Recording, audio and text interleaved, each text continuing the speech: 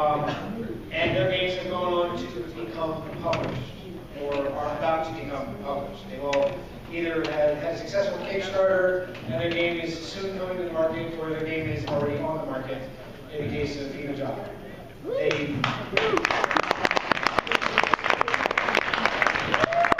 So I assume, therefore, at some level, this is what many of us in this room aspire to, is that thing, that moment of finding the publisher, getting published, and hitting the streets, and being able for people to play. I thought these guys would come up here and maybe answer your questions about the process that they've gone through since they found a publisher, the process of getting a publisher. Any questions that you have that you need to get answers or would like to get answers about how VivaJava takes place, how Compounded, is funded in about a day on Kickstarter, and all the fun stuff that goes into this. So Benjamin Rossett has Mars Games Mechanics, which started its life in Unpub as the market. Darrell Louder here has Compounded, which started its life for Unpub. VivaJava was what kind of started Unpub. Pixel, kind of. I mean, the story goes, if you really take it down to its brass tacks, I loved VivaJava when I played it, and I really wanted my friends to play it, which is what kind of was the impetus for me to create the first Unpub 3 years ago. That's kind of where that started from. Thank you for that. Jason and Jesse, both of their games had publishers before they got in the program, but I believe they were able to benefit from being in the program. They were both in 1 or 2 or 3 events before they actually hit their Kickstarters and had their games presented, so getting that extra buzz. So they have that kind of knowledge they can share with you. I'm going to pass this microphone over here between Ben and Darrell. And they've got a wireless mic down there, so we've got 2 mics between the 5 of you guys.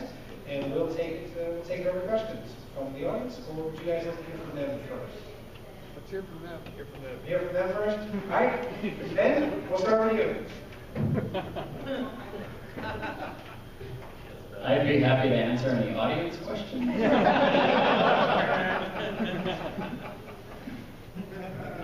So I think, well, I'll just say the benefit of Unpub, and it's so great what you're doing, John. Thank you very much for all the what you're doing.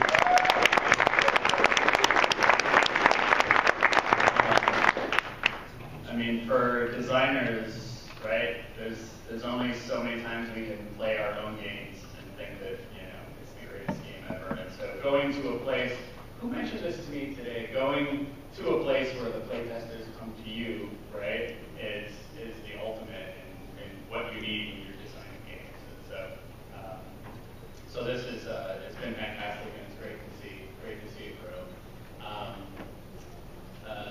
It's just and then the second benefit of not only getting playtesters, but getting playtesters that you don't know is an even better thing.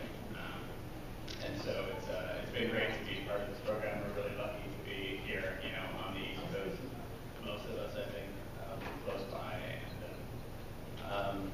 And my situation was just right time, right place. Met Brian Fisher and John Sizemore of Nevermore Games at Red Time just about a month after Unpub last year. And the game was ready. It was just the right time and right place and right publisher. And we've got Mars Games Mechanics coming out. So thanks very much, John. Thanks, everyone, for being here. That's enough from me for him. Pass it down to Darrell, or somebody from the other side can pick up the microphone and go? I didn't know we were going to prepare a speech, so I'm prepared to read the rules for Compounded.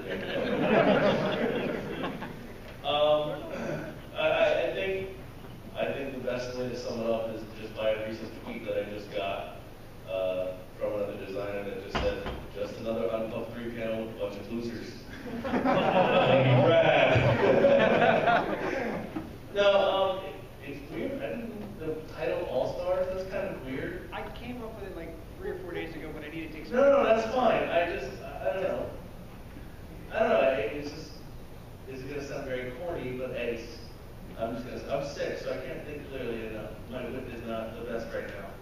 But honestly, I maybe graduates, because I just feel like everyone else for being here is kind of, you know, you guys put your time and effort in, it's telling me that more or less you guys should be up here too. It's kind of odd. I understand. But on the account of hashtag for myself, the account is on Kickstarter, everybody. So yeah. Back to that. Yeah, yeah, thanks to John. He's very, very modest. If you say, hey, good job, he'll give you an excuse. Oh, I don't know, and I'm sorry, and I'm wearing a blue shirt. But no, seriously, dude, you busted ass and pulled this off, and again, it's still improved. Like, it's gotten better and better every single year. So you rock. You're the all-star. Okay, so we'll go down the line. I met John at Congress of Gamers way back when, and I met a few of you at Congress of Gamers for a Rio Grande design competition back in 2010. Yes. So since then, a lot of us have gotten together just not only just the Unpub, but just getting together on the East Coast. There's a lot of designers. There's Table Treasures game design group that I got involved with a little bit. I haven't been able to go because I work as a dealer at a casino, so I work on the weekends. But I met John there. He invited me down specifically to Unpub, and when I was kind of like, I don't know if I want to go to Delaware. But I'm really glad I came down for the first Unpub, because that was just the catalyst of everything. I got to play test VivaJava again. I felt kind of like a rock star because he'd already talked it up, so people wanted to play it. And I think that's really cool about here too, because I get a chance to return the favor if I can, and then get other people too. I mean, it's like social media, like Twitter and Facebook and everything. You just hear about these games before they've even at the Unpub, and I'm kind of like pumped to play a lot of people's games up here. But John was instrumental in getting me in touch with Chris, and that is directly responsible for me getting published. So having it at Unpub, then being at Unpub3 with a contract with the game, the hotness of EGG, which right now compounded is. It is? Very nice. So it's kind of like 1 year has gone past it passes on compounded. And last year, Unpub2, I got a lot of time to just play VivaJava with people who really wanted to play it, which I thought was awesome. So yeah, I mean, everything's been great. And Unpub has specifically been, and all the Unpub minis that John sets up and everything, have been specifically integral in getting that game to the final, what it is. Yeah, that's awesome. So that's how I met John. I met John at last year's Unpub.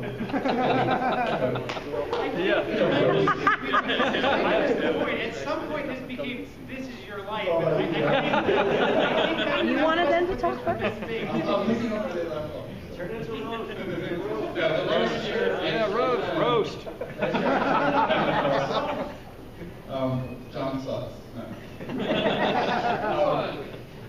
Last year I kind of came across this I just randomly came across the Unpub and drove down here with my brother. Didn't know anybody here.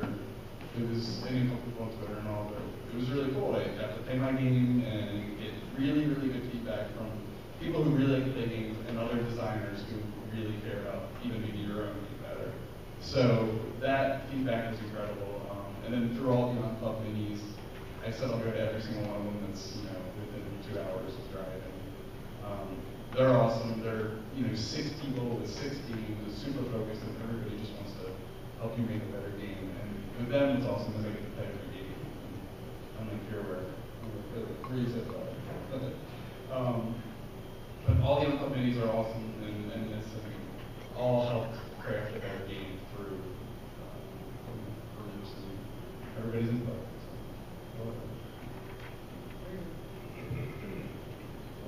John. It's going. Yeah, I would just like to thank John again for what I'm creating, and I'm thankful that he had this event so close to home. Right now, it's convenient. I had a great time at Unpub 2. I brought Salmon Run here. I was already signed with Griffin, but I got a lot of good feedback, a lot of good exposure.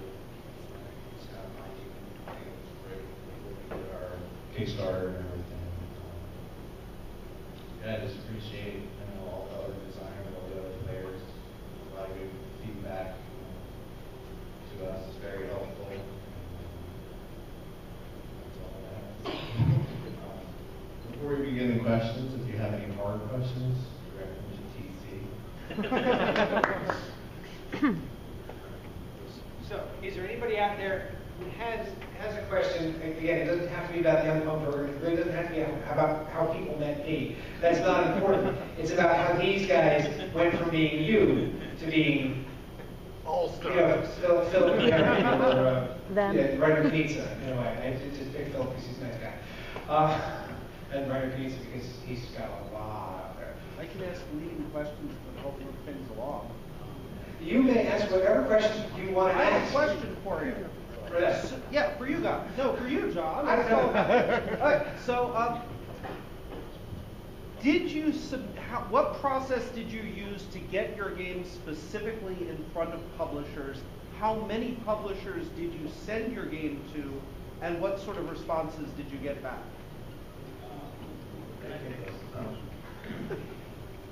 Mine actually was remarkably quick. I sent an email to Griffin detailing about my game, picture of the game, copy of the rules. I explained to them what set my game apart, what made it unique, and why I think it was a good fit for their company. They make family games. It's kind of a family game. I did research ahead of time to find a publisher that really fit with, in step with what my game is about. I also did, well, first, I knew to email them because I looked online to see which ones accept, one submissions like that. It was not that, there was only a few of those.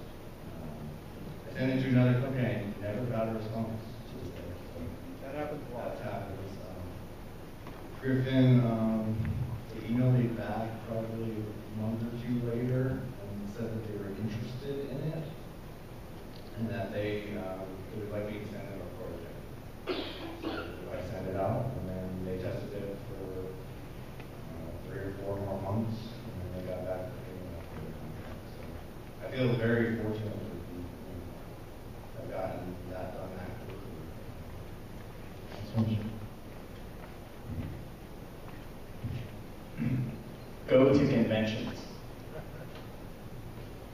You can spend 4 months trying to communicate with the publisher for them to maybe take your game and look at it, or you can go to WBC or Origins or a convention and get your game in front of 10 publishers in the course of 2 days, if you really work at it. So that's go to conventions, bring your game to conventions, talk to people, get them to play your game. Are you scheduling those meetings? So doing what I can ahead of time if I know a particular publisher is going to be at a convention, and to introduce myself ahead of time. Hey, I'm going to be there. That's what I did with Brian and John of Nevermore at PresCon.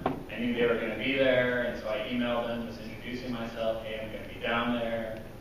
Hopefully we can schedule some time to get together. You may or may not hear back, but publishers, I found they're really approachable, and they're at their booth, at a convention or wherever they are. Just go up and talk to them and introduce yourself. Hey, if you happen to email them a couple weeks ago or try to get in touch with them, great. If not, still a really good opportunity to get your game in front of publishers, even if you've never talked to them before the actual convention. And if you're nice and not too pushy, but persistent, you will get them to find 30 minutes to sit down and take a look at your game. Go to conventions. that's totally it. I think, yes, I 100% agree. The thing, I guess, you can go the old-fashioned route. You can actually like speak to someone or send an email. I did that before, and I made the decision, and it's really, I've always said that you make the decision at one point that it's going to be published now, and I was even, I hate saying all these things, but because I ended up getting lucky, but like, I was willing to, after seeing Kickstarter and how that was going, after Origins, I said in 2011 I was going to get this published, but, and I worked for it, but like I was going to self-publish it at the end of the year with Kickstarter if I didn't have, like I was to that point where I was 99% with that game, and I was confident enough that I thought people would get it, that I would go with it, and I think to put something out there, you want to be at that point, you want to be like kind of like 99%, like I'm 100% behind my game, but I'm 99% done with it, at least in my opinion, and then get it in front of them, because if you come up too early, and it's an idea, it may dissipate with them. I went through, I sent emails to Asmodee, I went to convention, I did get a response from Asmodee, but it was negative. I didn't really follow up with it, because I was nervous about it, but you go to, I talked to Grizzly, I talked to Stronghold too a little bit beforehand, before meeting Chris, and that was a whole luck thing. But if you're at the convention, you put yourself in a position where you're a publisher. Yeah, you're hopefully going to be lucky. You're putting yourself in a position where you could go viral, where things could happen. And if you don't take that initiative, if you're not 100% behind that, then you might never get that opportunity, and you're really putting yourself in a position where you're not going to get that. I guess. So I feel lucky. I think everyone feels lucky. And I mean, we were super confident. Because you did the whole self-publish. So ours was a little different with like Pixel Lincoln. We were going to self-publish it with the group, the development group for the video game, and I brought it to Origins just even a couple days before we self-published it, and walking around, people were asking about Pixel Lincoln, and Patrick is like, Dan Yarns is looking for you. Dan's looking for you. Let's try Pixel Lincoln. And Oh, we Dan. yeah. But he wasn't even the only person who said that. Like, I was in the elevator, and somebody's like, oh, Jason Tagmire, Dan Yarns is looking for you. I was like, all right, cool. So we went with it. So my advice with that is come up with a game with a really stupid, silly name and a really silly character. He showed me a card. That's what he did. Yeah, and people, that kind of thing, I guess got this game, on people's minds. So it's a little different than everybody else's story, but that kind of helps. But not being at the convention, that whole thing wouldn't happen. And that's been every convention I've been to. Sit down with people. If you're not there, you're not getting, you're not getting anything. So go to every convention. That was my goal of last year, was to just do every event I could, and it did help a lot. And Unpub's the one that kind of kicks it off for the year. My story is different than all of yours. My advice: don't try to get it published. Chris will back this up, and so will John. Just let everybody else do the work for you. I know, exactly. It's like, is it done yet? No, this game I built 4 days before Unpub 1, for Unpub, because I wasn't sure if John was going to get people to show up for Unpub. So I was a little worried. I was like, dude, I'll help you. I'll make a game. I've never done one in my entire life. Why not? But people kind of responded positively to the index cards. And that's all it was. And so I was like, oh, okay. So then I just kept working on it, and John kept pushing me, like, no, keep working on it, keep working on it. And in the fall of that year, you were going down to help build the VivaJava Kickstarter with Chris and Sherilyn, who I didn't even know Chris at that point, except through Twitter. I talked to him and Sherilyn through Twitter, and that was it. And so I asked John, I was like, you want to take some time down just to get some feedback? Because I never, ever thought publish. And so he said, yeah, sure. And then when you guys came up for Unpub 2, that's when you cornered me and said, we want it. I was like, okay. Like, oh, Yeah, so I honestly didn't even try to get it published. And I didn't shop it out. I mean, I guess you can call that shopping it out, but it wasn't my intention in the least bit. So, But you were 100% pure luck. But you were in the right spots. You It's a did. networking. Social Yeah, networking. Oh, but that's Networking. Networking. Yeah. I'm gonna agree with Chris. It's your Twitter addiction. And whiskey. And whiskey, Jameson, room temperature. And your Twitter addiction. Secret to getting published, right there. Get on people's nerves and tweet them all the time. Jameson's expensive too late. But if Dice Hakening had said no, you would have gone to a convention, right? That's what you would have done. right, okay, so, right. You technically went up to what? But I mean, I wouldn't have known to take it to, sit it down in front of people and say, hey, look, this is my game. I don't know, it just. You took it to Origins, I took it to Origin after the fact. but still. There's a question from Twitter, or comment from Twitter. Chris Hammerhand says, he says, sell your game not just as a set of rules, but as a product that it is. So tagging on that, did you learn anything about when you were designing your game and how that was different from selling it as a product rather than just as cool designs that you were so proud of? Yeah, that's difficult for me. I'm a graphic designer by trade. And so every step of this game, compounded was I came up with a mechanic and no one was allowed to play it until I had the design for it done. Because it's like, if it's not looking good, it's not in the game yet. And so I always wanted it to be nice, so that way if the game sucked, people could at least go, it looks good. So, I think Ben looks the award for being the most reserved on his prototype, so you get to answer the question.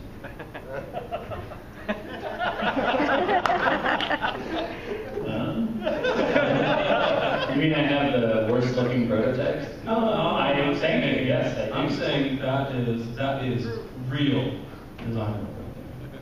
Thank you. That is, because seriously, it's like if you go further than, I mean, unless you like we're talking about shopping it out to publishers, unless you're really 99% done and you really started to work on maybe a possible graphic art design, that's what you need. I mean, you need freaking index cards and cut out.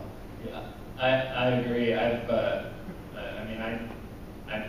use Microsoft Publisher and Visio to make my games. I'm not a graphic designer, and I don't think you need to be.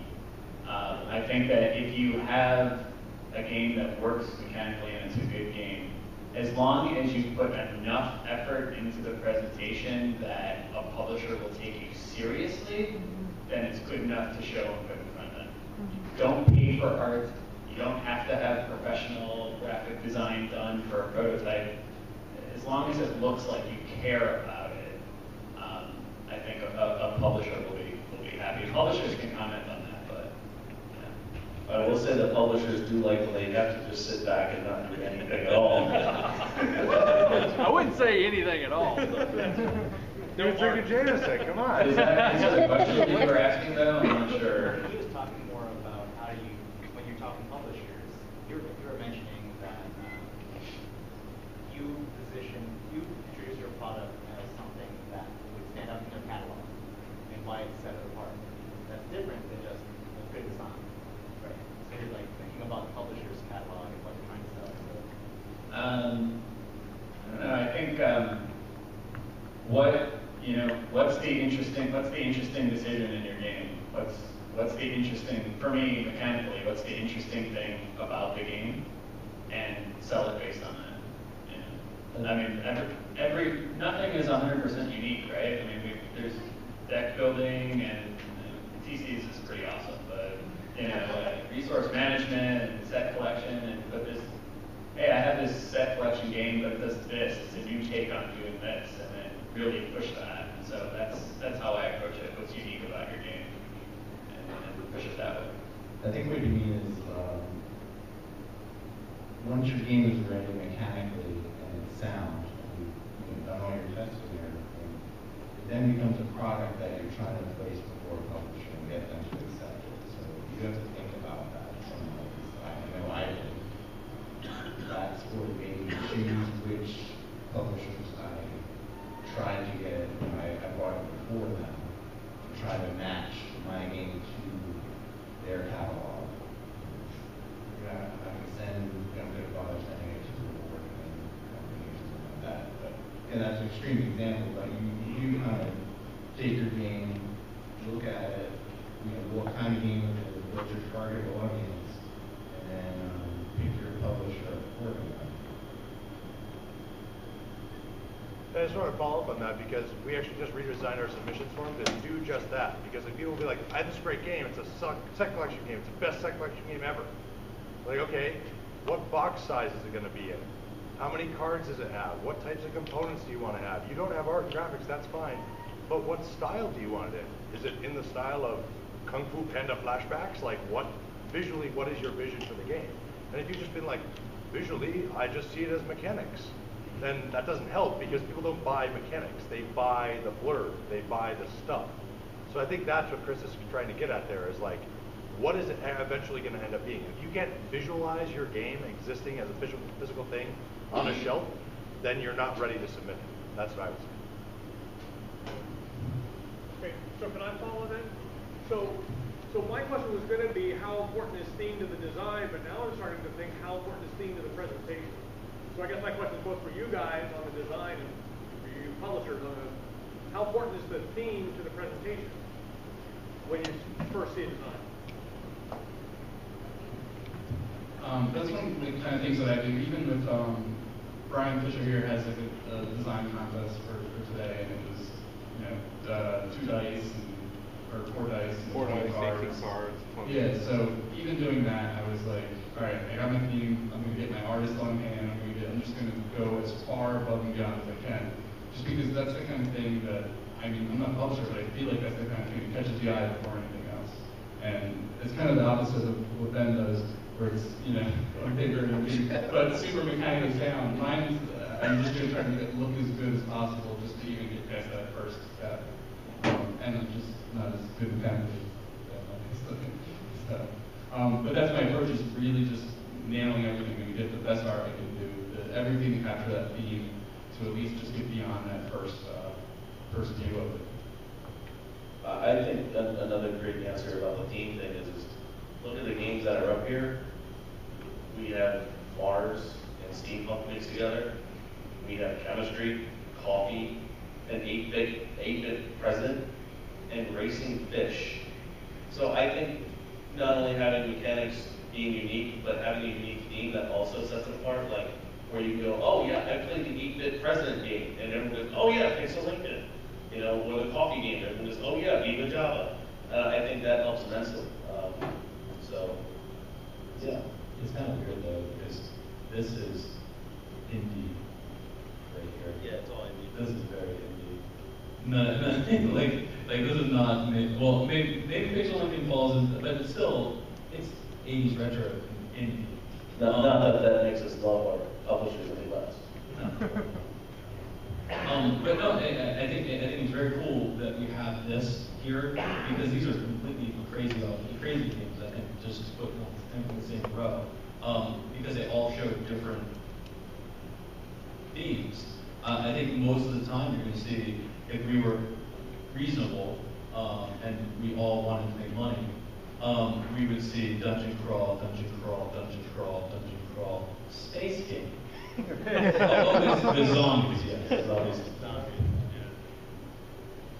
But as far as me, the theme, I think most people, when I originally was doing the coffee game, they wanted me to change the theme.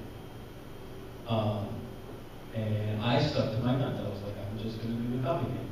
So I did it. And I think going into publishing, probably not the best. Because if you want to get most publishers, it's, indie publishers are different, but if you want to get most publishers, I don't think telling them you have a coffee game is the best idea. I think you probably want to go, I have this really cool space.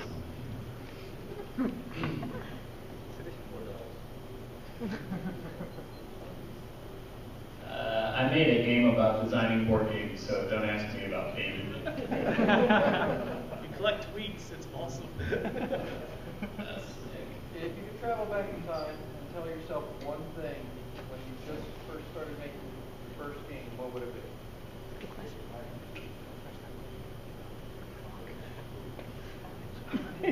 Other than lottery numbers. I probably told myself that this game is really gonna suck. The first game, my first game was horrible. I mean, I thought it was gonna be awesome when I was making it. I thought it was gonna be really cool when, you know, everyone started playing it, but it was terrible. Now later I revised it, I made it better, I learned from it, but that first game was awful. So if I went back in time, I'd tell myself, reassure myself that, you know, this is a long process to learn game design, and you get better at it when you do it. So just stick with it. If I was going to go back, I'd probably tell myself that, although some people can do it, I can't do everything. So having the publisher there and having all the other people on board to do, you know, your graphic design work, to do your advertising, to do everything else, trying to do it all by yourself is possible, but it's very, very difficult. So I've tried that and, you know, totally appreciate and love the other side of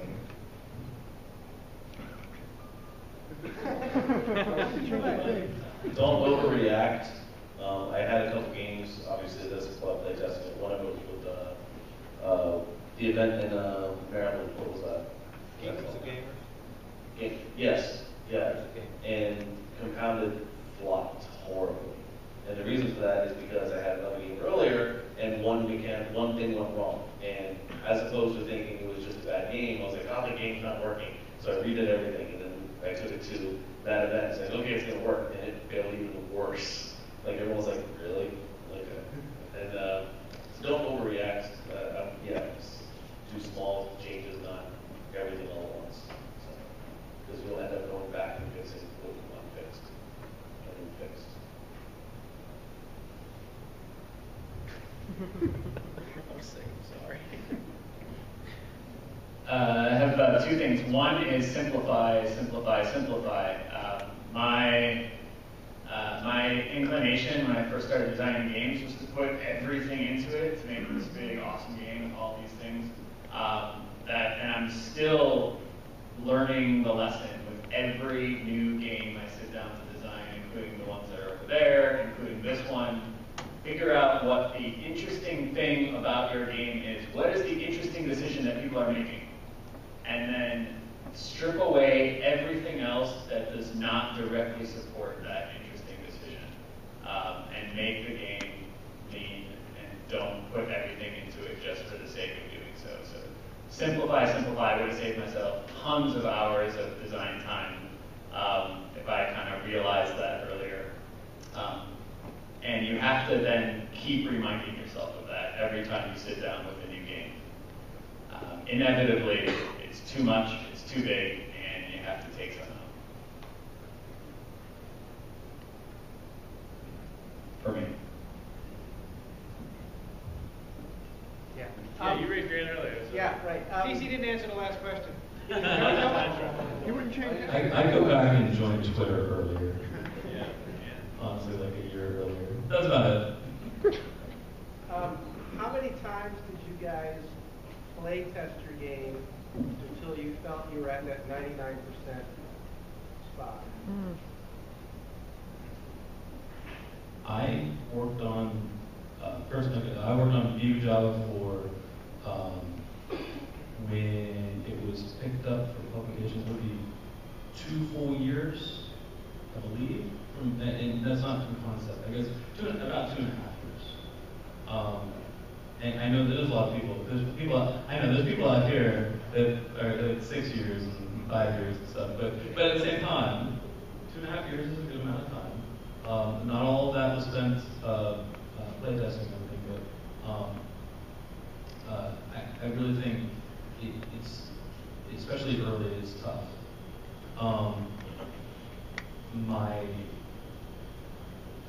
This was not my first game. This was like my 5th or 6th game. VivaJava was like my 5th or 6th game. So I already knew what I was doing, like where it would fail miserably if I kept in one direction. So I tried to finally make a game that I actually wanted to play. For years I would make games where I wanted it, I liked it, but I I would try to reinvent something, and I didn't like it, so I really just made this game for myself, and it kind of felt good. It was a good thing. So, yeah, I don't know where I'm going with this, but I mean, I would just say, the amount, I guess, is not the question, because I can't even really tell how many times I've played it. But I've gone through the game in my head, and I've worked over, I mean, that 2.5 years, I think it was solid just VivaJava. There was nothing else. So there was no other game. There was just VivaJava for that time. Now, if now it's not that case, but if it was, yeah, you have a baby, so it's like.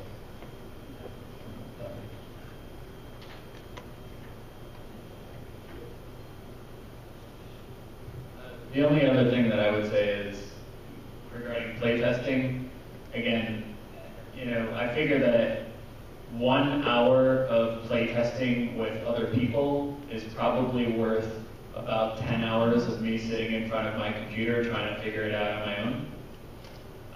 So playtest, yes, but you have an idea, go home, write down the basic set of rules, print out what you need to print out so that the game is playable, and get it in front of people and start getting some feedback. You could sit for a month on your own trying to tweak everything and totally miss the one obvious change that would solve all your problems that you would figure out in one playtest session. So play it with as many different people as you can, save you tons of time.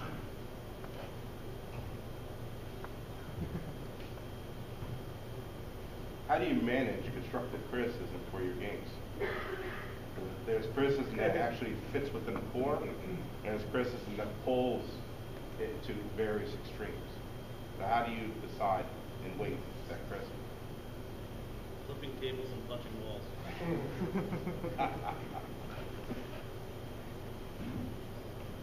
I have to talk. Okay, so VivaJava came out. That was back in November. I watched and I still do. I watched the board game geek ratings for it obsessively. Originally, when it came out, I watched it every day, at least every 4 hours. I would refresh it to see if people were talking about it, doing anything. And I would look at all the threads, see if there was any threads started about it. It sort of cooled down after about a month of doing that. No, I did. Seriously, I was a bit overboard. But you could see, because those things, initially you see, you're like, man, this is going to be the 10 out of 10 best game ever. And it totally is never the 10 out of 10 best game ever, even if you love it. So it slowly goes down. And every day you look at the low rating and you go, what the heck? I need to talk to this person. I need to I need to call them and their mother and ask them why they would do this. It's my game. It's unfair. So how I dealt with that was, and I'm not going to call out who this person is, but a year before this, I made the decision I would never contact anyone or tell anyone to alter their ratings or alter their reviews or say anything good or bad about it. Specifically, I mean, good stuff, I'm fine with people saying good. I'll encourage that. But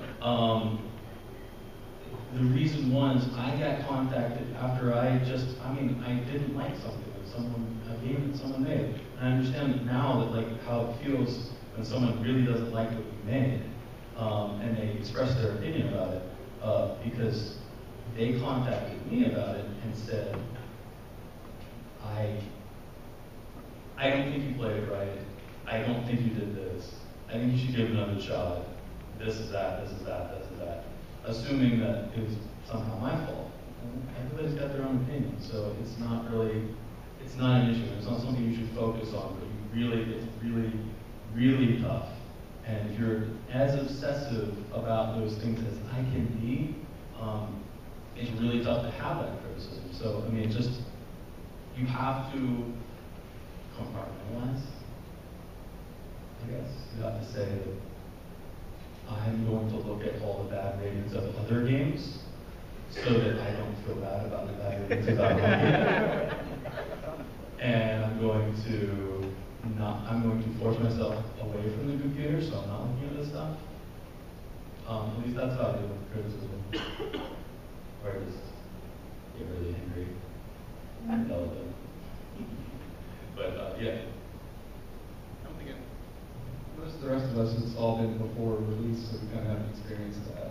Ours is, we're still picking the game, we pick criticism, and we just write it against what we have, and we decide if that's right for it and everything else. But none of us have really had that after release 3 rating. But thank you for scaring us. Yeah, I will be more obsessed than you are. My big thing is and I'm a huge fault of this, and my wife Leslie, raise your hands that high. She helped with registration today, everybody. She's awesome. But anytime I had a bad game with this, or someone had a bad thing of this, I would sulk like a little 6-year-old schoolgirl, like, oh, like my pony or whatever. And she would just be like, I swear to God, if you keep acting like this, I will never play a game with you ever again. And so it's just, you kind of got to brush it off. I mean, that's it. Criticism is bad. It's worse when you dwell on it. You keep thinking about it. It goes back to like, well, if it's that bad, then maybe I need to fix this or completely rewrite this. And then that's you overreacting. One leads to the other. So you just got to, everything's with a grain of salt. Not everyone's going to like it. Everyone's going to play the game differently. You can have a very social, interactive game, but interactive or social. If the players don't care for or aren't that social or interactive, then they're not going to like it. But that's because that's not their play style. So it's weird. Yeah.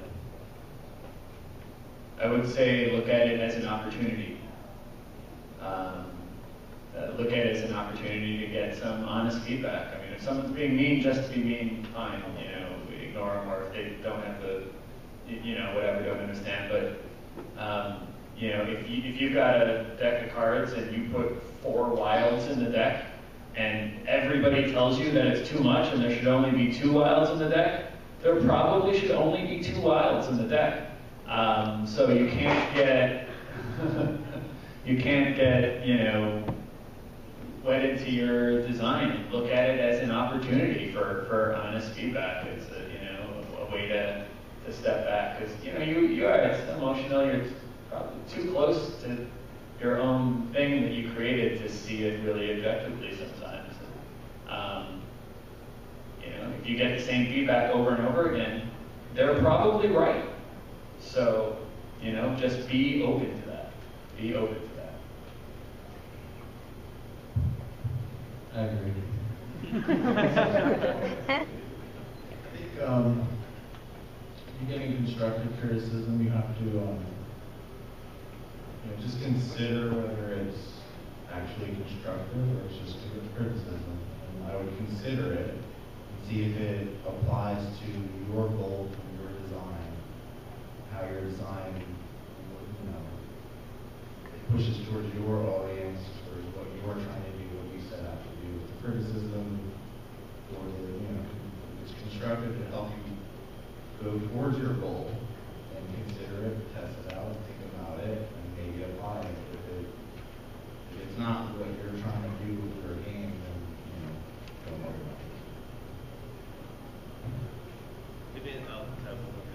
about it. Just one. I'm sorry. If anything, this is the criticism here, the feedback forms, and playing with you guys face to face. That's the one. That's the stuff you really want to consider. You gotta ignore BGG because there's people on BGG that just give ones to games and they've never played them before they even come out, or because they don't like the theme, so they immediately want. I think CO2 immediately got a bunch of ones because people didn't believe in global warming, so they're like, that's a dumb theme because it's not true. And it's like, it's a game though, so regardless of what you think. But the face-to-face, yes, this is the criticism that you should care about more. Because playing with other people, obviously they care more about your game. So, they, especially playing with them. So, that sounds disjointed. I'm sorry. Anyone, Paul? We have time for one last question. I got a hand up here in front.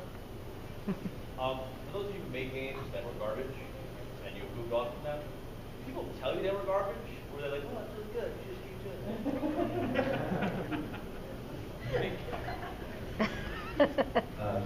Let Brad answer that question. I wanted to ask a question about... I had to get you back on Twitter. I'm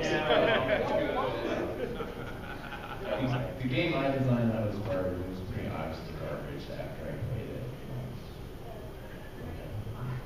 it. It took entirely too long. It was, it just didn't work. So I didn't really need someone to tell me how much of a garbage game it was. So, I learned from it. I totally redesigned the same concept again, and then it worked a lot better later. So, Just really helps if they tell you why it's garbage. I've had someone tell me that it's garbage and why. They just go right in and nail all those issues. That was actually via working deep and via message, and I was just like, should I take this, seriously?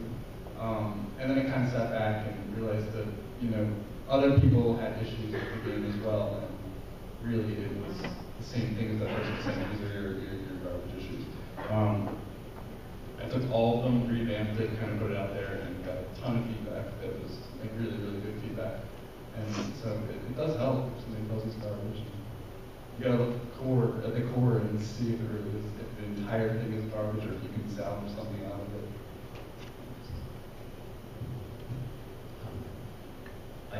I think to your question,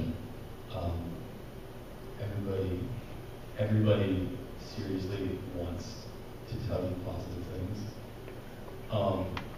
and they don't want to focus on negative. Everybody gives me a complex because I want to stare into your eye. I'm going to stare into everybody's eyes now after they play Desmond Games, and I'm going to be like, "Did you like it?" And and wait and see if they falter, because seriously, like, everybody, and I don't know, it is really bad. People say it's really bad, but if it's somewhere, anywhere, near anything, they're going to say only positive. Oh yeah, that was great. Oh yeah, that was cool. Yeah, I really like how you did this. That was cool. And then they'll be so bad. And I know they're doing it, and it's like it sucks because you can't really tell. So you have to. So that's why that complex. I'm always like worried that people just really hate it, and they're not going to say anything because they don't want to hurt my feelings. They played another game that I did, and they like it, and they don't like this one. I would rather just hear that you don't like it, honestly. And I think it's hard once you do have something and people are trying to be nice. You really have to weave and hope that your judgment is not just being too close to the game.